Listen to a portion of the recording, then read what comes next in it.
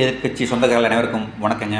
YouTuber Savukku Shankar அவர்கள் கடந்த மாதம் 24ஆம் தேதி கைது செய்யப்பட்டார். தேனி கஞ்சா வழக்கு ஆஜராகாதனாலும் மற்றொரு வழக்கிலும் கைது செய்யப்பட்டார். ஏற்கனவே ஒரு வழக்கு ஜாமீன் மனு செய்யப்பட்டு ஜாமீன் வழங்கியது நீதிமன்றம். இந்த நிலையிலே மற்றொரு வழக்குக்கு ஜாமீன் கோரி வழக்கு இன்று சென்னை உயர்நீதிமன்றத்தில் வந்தது. அப்போது அரசு தரப்பு வழக்கறிஞர்கள் ஆஜராயினர். சவுக்கு சங்கர் தொடர்ந்து பொய்யான வீடியோக்களை பதிவிட்டு தமது சேனலில் வீடியோக்களை போடுவதாக வாதிட்டனர். அப்போது அதை மறுத்த நீதிபதிகள் சவுக்கு சங்கருக்கு நிபந்தனையுடன் கூடிய ஜாமீனை வழங்கியது சென்னை உயர்நீதிமன்றம்.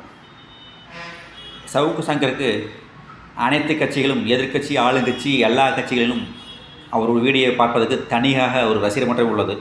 காரணம், அவர் சுயநலப்போக்கு 60% இருந்தாலும் ஒரு 40% பொதுநலப்போக்கும் உள்ளது.